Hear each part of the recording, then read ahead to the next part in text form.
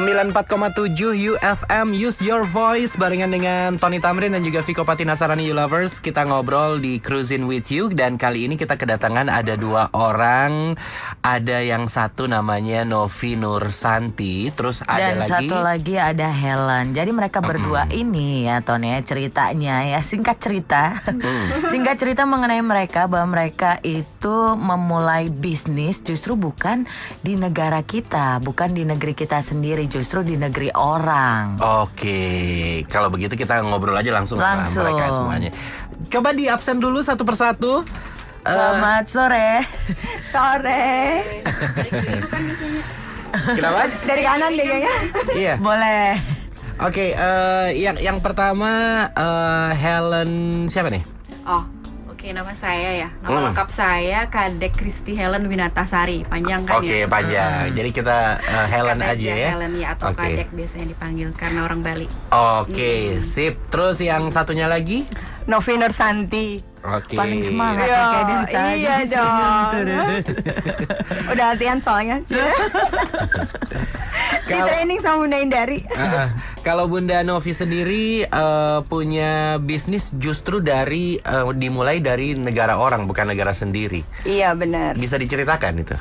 Jadi aku tuh udah 9 tahun tinggal di KL. Terus aku ngelihat bahwa banyak sekali komunitas Indonesia, orang-orang Indonesia yang di KL gitu. Terus aku berpikir, karena background aku itu adalah pendidikan, terus aku berpikir kenapa nggak ngadain workshop atau bikin klub ibu dan anak. Terus aku ngundang pendongeng untuk datang ke KL, terus ngasih dongeng-dongeng ke anak-anak Indonesia. Dan dari situ aku mulai berpikir, oke, aku undang Kak Sidik datang, Kak Awam datang ke KL. Terus aku juga undang Bunda Indari untuk ngasih bisnis workshop gitu ke KL gitu. Terus ada workshop parenting juga gitu. Dan dari situ banyak juga ternyata peminatnya justru mempersatukan ibu-ibu yang orang Indonesia yang ada di Kuala Lumpur. Justru mereka jadi saling kenal, yang tadinya nggak saling kenal jadi saling kenal gitu. Jadi bisnisnya plus-plus deh. Oke, plus-plus.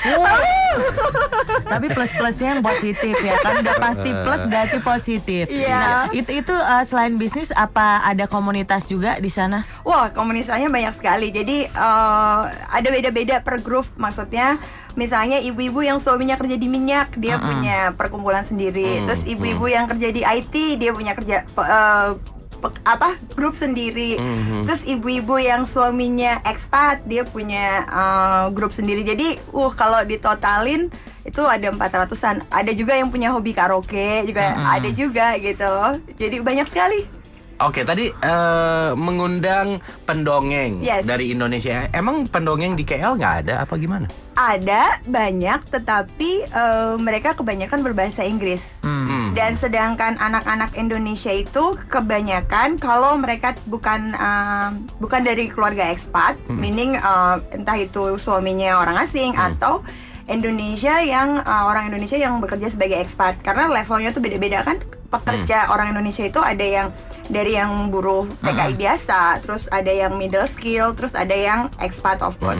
Kalau yang expat pasti anaknya sekolah di international school.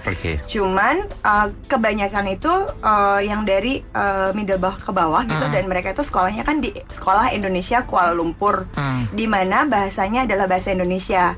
Meaning hanya sedikit yang menguasai bahasa Inggris bisa, tapi untuk duduk 30 menit dengerin pendongeng pakai bahasa Inggris itu agak-agak sulit nyerna gitu. Jadi ketika aku undang pendongeng waktu itu Kak Sidik datang, terus aku bikin event sendiri ngedongeng, itu murid yang datang udah lumayan banyak. Terus aku kerjasama dengan sekolah Indonesia Kuala Lumpur, dan mereka itu muridnya juga banyak, ada SD, SMP sampai SMA gitu. Jadi meriah juga gitu. Excited ya. Iya. Ini udah mulai udah berapa tahun berjalan? Oke, jadi sebenarnya di KL itu aku di bawah bendera Ibu Mengajar, di mana aku foundernya. Tujuannya adalah itu tadi, memberikan training tentang pendidikan anak kepada ibu-ibu, plus aku juga anak-anaknya juga gitu. Ibu Mengajar itu sebenarnya udah didirikan 2011, cuman susah sekali ya untuk merekrut ibu-ibu untuk ayo gabung aku gitu. Yang aduh susah deh untuk ngajak ibu-ibu, ayo kumpul yuk sama anak-anak kerjain gini-gini. Dan itu perjuangan sekali, hingga aku ketemu dengan ibu-ibu yang gara-garanya aku pasang iklan gitu di Facebook. Aku ngadain workshop pendidikan anak tentang belajar sambil bermain. Terus ada namanya Bunda Ea. Beliau itu sudah sekitar 20 tahun tinggal di KL, tertarik untuk join terus ngumpulin ibu-ibu ini.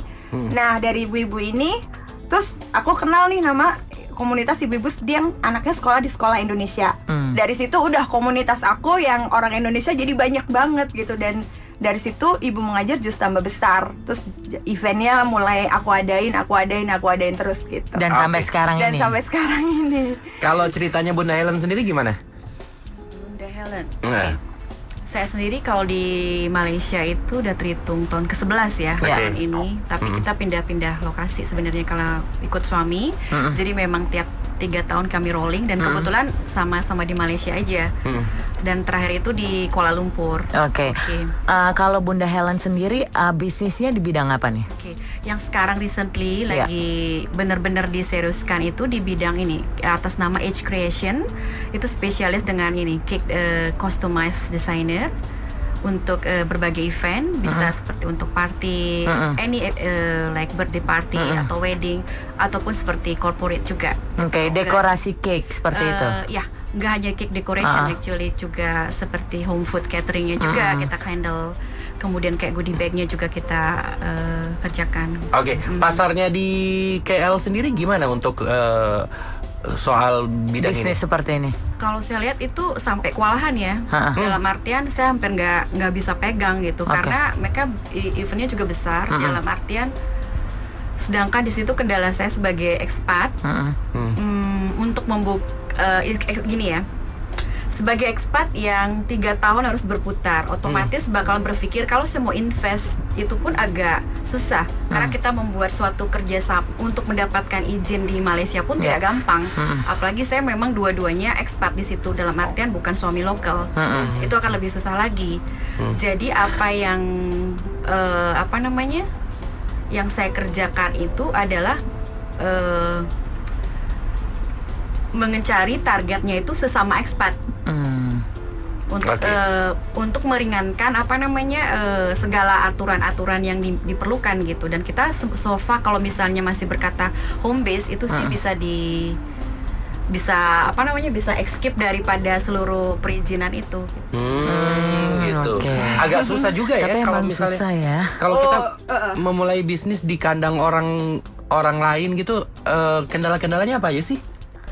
Seperti tadi, kalau mungkin saya istilahnya, kalau saya memang menetap di sana sebagai permanent resident, mungkin nggak akan terlalu banyak kendala.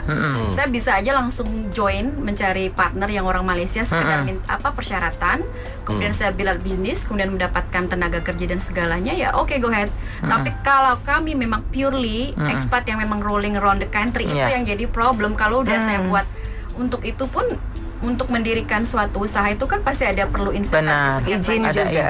Enggak gitu kan. Jadi yang saya kerjakan ini adalah berdasarkan ternyata dari mouth to mouth aja, dari mulut ke mulut aja. Kebetulan kami seperti yang tadi Novi cerita, begitu banyak komunitas.